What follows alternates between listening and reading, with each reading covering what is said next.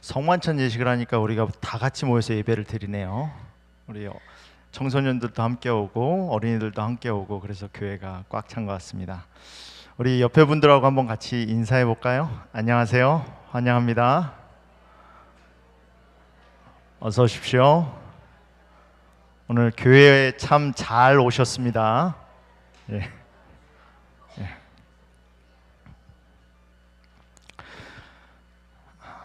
로마서 1장 13절로 14절에 보면 바울이 왜 로마에 가고자 하는지, 그리고 왜 바울이 로마서를 썼는지, 로마서는 로마에 있는 교회에 보내는 편지입니다. 그 편지를 왜 썼는지에 대한 내용이 나와요.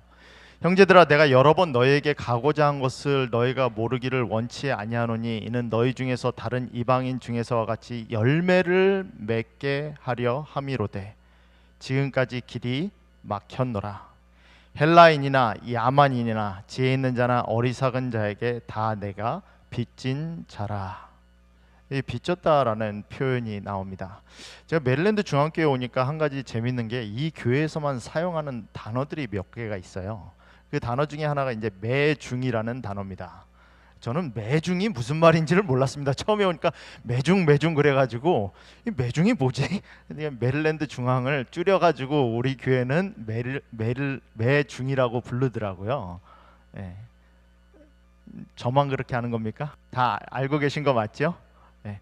메릴랜드 중앙교회를 매중이라고 부릅니다. 여러분이 로마서를 편지를 쓰면서 이 바울은 굉장히 영리한 사람이거든요. 똑똑한 사람이에요. 그러니까 그들의 언어를 가지고 그들에게 설명을 합니다. 이 로마에 있는 교인들이니까 어떻게 말하는 거예요? 헬라 문화의 중심 아닙니까? 그들은 세상 사람들을 딱 두 가지로 봐요. 헬라인 아니면 야만인. 마치 중국 사람들이 중국 사람 아니면 중인 아니면 다 이방인으로 봤듯이 헬라 사람들은 어떻게 봅니까? 헬라 사람 아니면 다 야만인이에요. 똑똑한 사람, 헬라 사람이란 말은 뭐냐면 똑똑한 사람이라는 거예요. 똑똑한 사람 아니면 그 다음 사람은 뭐예요? 어리석은 자라는 거예요. 세상엔 딱 두 종류의 사람만 있다라는 거죠. 헬라인 아니면 야만인. 다시 말해서 똑똑한 사람 아니면 어리석은 사람. 이 말은 뭐냐면 세상의 모든 사람에 대해서란 말이에요. 헬라인이나 야만인이나 지혜 있는 자나 어리석은 자에게 다 내가 뭐다? 빚진 자다라고 말을 합니다. 여러분, 누구에게 빚을 지면 어떻죠? 그 사람 앞에 가면 떳떳합니까? 빚진 자한테 돈을 못 갚고 있어요. 그럼 왠지 그 사람 앞에 가면 미안하죠? 미안하고 기가 안 펴져요. 근데 바울은 자기 자신을 빚진 자라고 말을 해요. 세상 사람들을 대하는 자세가 세상 모든 사람들에게 나는 빚을 졌다라고 말을 합니다. 무슨 빚을 졌는가? 여러분, 한 가정이 참 화목한 가정이 되려면 아버지가 가정을 대하는 태도가 뭐에 따라서 이게 많이 좌우돼요. 아버지가 가정에게 내가 뭐 할 거 다 했는데 뭐 아버지로 내가 못한 게 뭐 있어? 너희들 필요한 거 다 대주고 다 했는데 너희들 왜 똑바로 안 해? 이러면 그 가정이 화목할까요? 네. 아, 내가 못한 게 뭐 있어?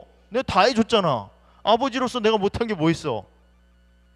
이러면 그 가정이 화목할까요? 근데 아버지가 빚진 자예요. 아무리 퍼주고 아무리 잘해줘도 내가 아직 내 역할을 다 못했다고 생각해요. 내가 내 아내한테도 참 부족한 남편이고 내 아이한테도 참 부족한 아버지라고 생각을 해요. 해줘도 내가 참 부족한 게 많아. 그렇게 생각하는 가정은 어떨까요? 바울이 가지고 있던 빚졌다는 말이 그 말이에요. 내가 뭐예요? 뭘 안 해서 빚졌다는 게 아니에요. 하고 했는데도 내 마음은 여전히 뭐예요? 빚졌다라는 거예요. 이 빚졌다라는 표현을 성경 이야기로 하나 들자면 열왕기 하 7장 9절에 있는 한 사건에 들 수 있어요. 시리아의 아랍 군대가 베나닷의 군대가 북방 이스라엘을 쳐들어와서 사마리아 성을 에워쌉니다. 한참 굶주렸어요. 근데 그 당시에 굶주리다 못해서 이 당나귀 머리 하나가 수십 배에 팔리는 그런 상황이 됐어요. 그 당시에도 이 굶주린 사람 가운데도 클래스가 있습니다. 성에서는 내쫓겼지만 사마리아를 이 시리아 군대가 둘러싸고 있으니까 도망가지는 못하고 성 근처에 살고 있었던 4명의 문둥병자가 있어요. 이 문둥병자들이 뭐 하죠?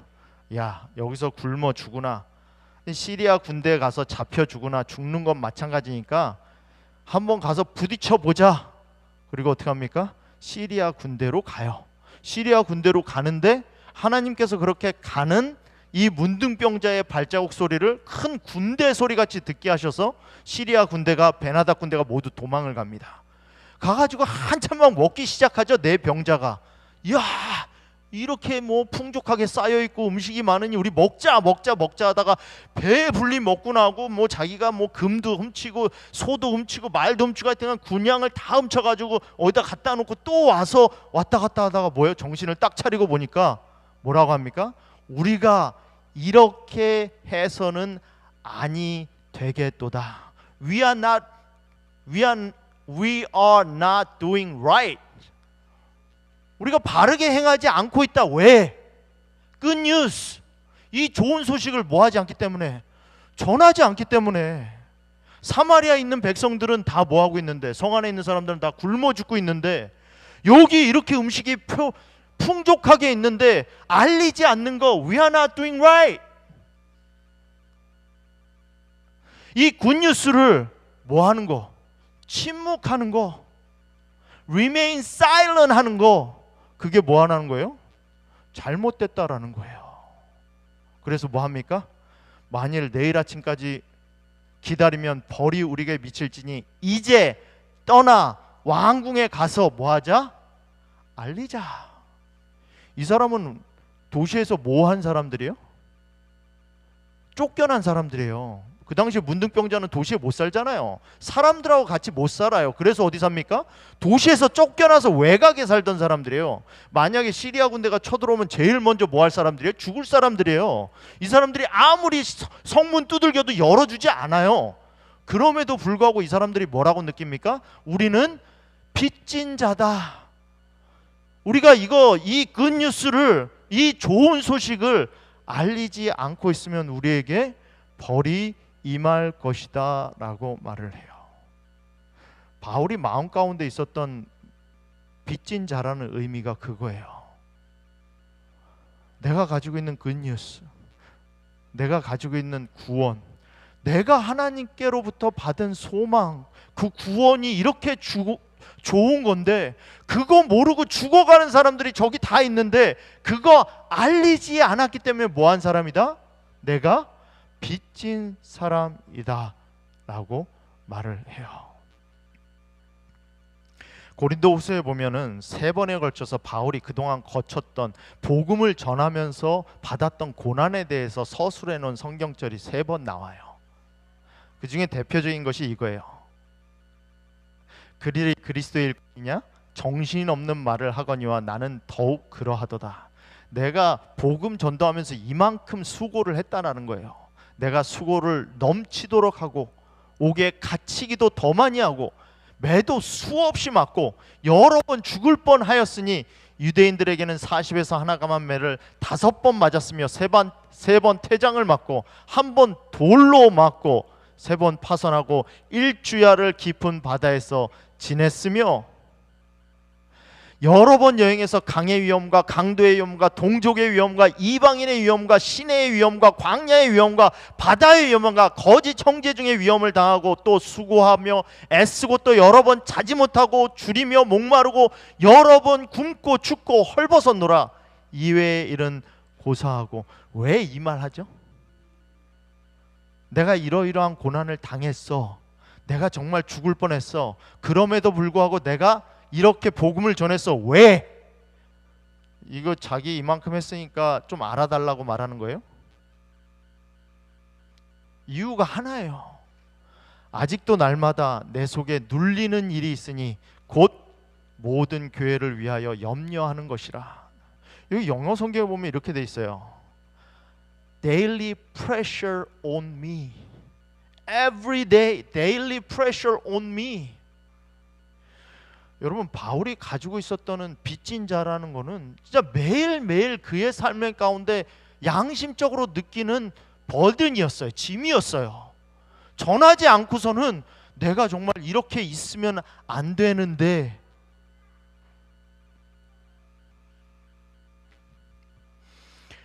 한 번은 사회 실험을 했습니다. 아이들 키우는 10살 이하의 아이를 키우는 아빠들을 초청했어요. 그래서 설문조사를 합니다. 아이가 가장 좋아하는 음식은 무엇인가요? 아이의 사진이 전화기에 몇 장이나 있나요? 아이에게 마지막으로 사랑한다고 말한 적은 언제였나요?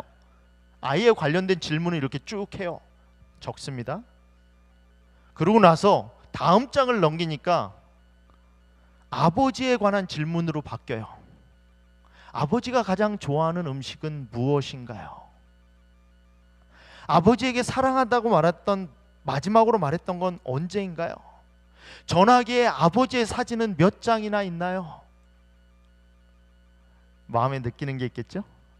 그렇게 쭉 설문을 다 마치고 난 다음에 아버지가 이 아들에게 보내는 영상을 보여줘요. 그 장면입니다. 승선이 아빠 김용봉, 나 신왕철 아빠 신현기. 이영근입니다. 큰아들이. 저 영우 아버지 되는 사람입니다. 조유섭 아빠, 진영이 아빠. 성함은 김성복. 생각나지요. 그 아들, 딸만 낳다가 아들 가졌는데 이번에도 딸이 못할까 했는데 네 엄마, 아빠, 동생한테 신경 써주고 고맙고. 부모로서 이렇게 뭔가를 충분하게 해줘야 되는데 그런 것도 못 해주고 그래서 참 마음이 아픕니다. 아들이라는 것은 어느 누가 바꿀 수도 없는 것이고 크게 뭐 도와주지도 못했고 했는데 그들이 알아서 잘 커가지고 계속 부족한 게 부모 마음 아닐까요? 죽는 순간까지 그런 제가 그런 마음으로 살고 있어요. 계속 부족한 거예요. 너무 엄하게 했던 게 그게 좀 미안하다. 미안해.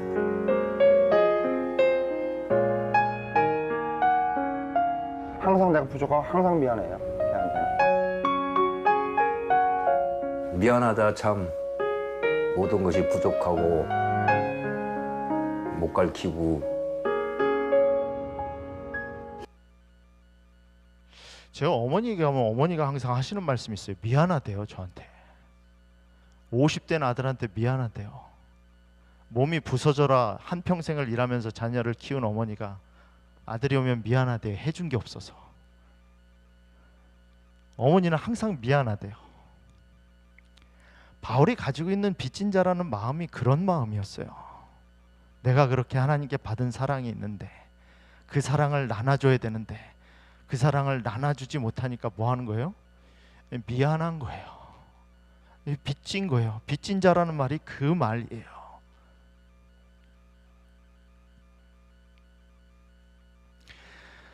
사도행전 20장에 보면 바울이 이제 예루살렘으로 가는 모양이 나와요. 예루살렘으로 가면서 사람들이 자꾸 예루살렘으로 가지 못하게 합니다. 야, 예루살렘으로 가면 너 죽을 거야. 거긴 너 죽이려고 사람들이 기다리고 있어. 너 감옥에 갇힐 거야. 그러니까 예루살렘 가지 마. 그렇게 자꾸 말하니까 바울이 사람들에게 이렇게 말하죠. 보라, 이제 나는 뭐하여? 성령에 매여. 빚진 자는 자기 마음대로 움직이는 사람이 아니에요. 빚진 자는 성령에 매여 움직이는 사람이에요. 성령에 매여 예루살렘으로 가는데 거기서 무슨 일을 당할지는 알지 못하노라. 오직 성령이 각성해서 내가 증거하여 결박과 환난이 나를 기다린다 하시나, 환난과 역경이 있다는 걸 몰라서 거기 가는 게 아니라 있다는 걸 알면서도, 어렵다는 걸 알면서도 우리가 행하는 이유는 내가 달려갈 길과 주 예수께 받은 사명, 곧 하나님의 은혜와 복음을 증언하는 일을 마치려 하면은 나의 생명조차 조금도 귀한 것으로 여기지 아니하노라. 이게 바울이 가지고 있던 빚진 자의 마음이에요. 바울은 하나님께 받은 사랑과 구원이 너무 컸던 거죠. 가만히 있고서는 도저히 버틸 수가 없는 거예요. 그 불이 마음 가운데 일어난 것이 버틸 수가 없어서 여기저기 뛰어다니는 거예요. 그게 사도 바울이 마음 가운데 품고 있었던 빚진 자라는 말이에요. 여러분, 사도 바울을 움직이게 했던 것은 보통 사람과 상황을 달리 봤기 때문이에요. 마치 보통 사람은 돌멩이 하나, 바위 하나를 보지만 조각가는 그 돌멩이를 보면서 작품을 보듯이 바울은 그의 삶을 통해서 단순히 살만 본 것이 아니라 예수 그리스도께로부터 받은 구원을 통해서 그것에 가지고 있는 가치를 봤다라는 거예요. 사방의 우겨쌈을 당하여도 쌓이지 아니하고, 답답한 일을 당하여도 낙심하지 아니하고, 박해를 받아도 버림받지 아니하고, 거꾸로 뜨림을 당하여도 망하지 아니하고. 왜? 예수의 죽음을 몸에 짊어짐은 예수의 생명 또한 우리 몸에 나타나게 하려 함이라. 예수를 위하여 죽음을 넘겨짐은 예수의 생명이 또한 우리 죽을 육체를 나타나게 하려 함이라. 바울은 자기가 흙그릇이었던 걸 알았거든요. 자기가 은그릇, 금그릇이 아닌 걸 알았어요. 그럼에도 불구하고 그렇게 고난을 감수했던 이유는 내 안에 담겨있는 예수 그리스도만 나타나면 된다라는 심정이었다는 거죠. 내가 좀 고난을 당하고 내가 좀 오해를 받아도 나를 통해서 예수 그리스도만 나타날 수 있다면, 그게 바울이 본 가치였습니다. 삶에 대한 가치였어요. 그래서 바울은 그 고난을 참을 수 있었습니다. 여러분, 저 오렌지색 동그라미가 어떤 게 큰 것 같아요? 어떤 오렌지색 동그라미가 큰 것 같습니까? 예? 예. 그렇게 말씀하시면 재미가 없잖아요. 아셔도 모른 척. 똑같습니다. 똑같아요. 여러분, 우리 눈은 참 혼동시키기, 속이기 좋은 눈을 우리는 가지고 있어요. 바울은 그러한 눈으로 삶을 살지 않았다는 거죠. 같은 것에 연연하지 않았다는 거예요. 속이는 자 같으나, 무명한 자 같으나, 죽은 자 같으나, 징계를 받는 자 같으나, 근심하는 자 같으나, 가난한 자 같으나, 아무것도 없는 자 같으나, 실제는 내가 참되고 내가 유명한 자고 내가 살아있고 죽임을 당하지 않았고 항상 기뻐하고 많은 사람을 부유하게 하고 모든 것을 가진 자. 여러분, 그것이 바울이 본 삶이었습니다. 왜?